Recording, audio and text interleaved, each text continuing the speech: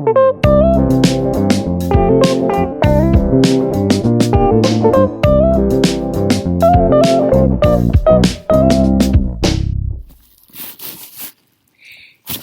Pre-K. Today we are going to read a book called Grumpy Bird.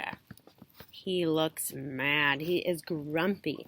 By Jeremy Tankard. Grumpy Bird. When Bird woke up, he was grumpy. He was too grumpy to eat, and he was too grumpy to play. In fact, he was too grumpy to fly. "Looks like I'm walking today," said Bird. Bird walked past Sheep. "Good morning, Bird," said Sheep. "What are you doing?" "Walking," said Bird. "Nice," said Sheep. "I'll keep you company." Bird walked past Rabbit. "Hi there, Bird," said Rabbit.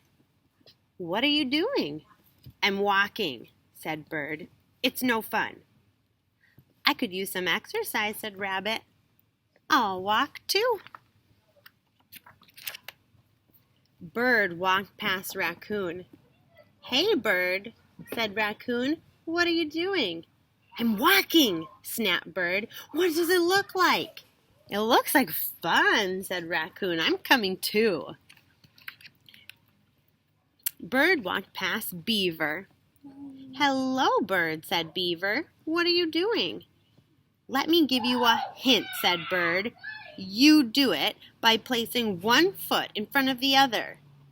"Walking," guessed Beaver. "I love walking." Bird walked past Fox. "Good day, Bird," said Fox. "What are you doing?" "Why does everyone want to know what I'm doing?" shouted Bird. "I'm just walking, okay?" "Okay," said Fox. "Let's go." Bird walked. The other animals walked.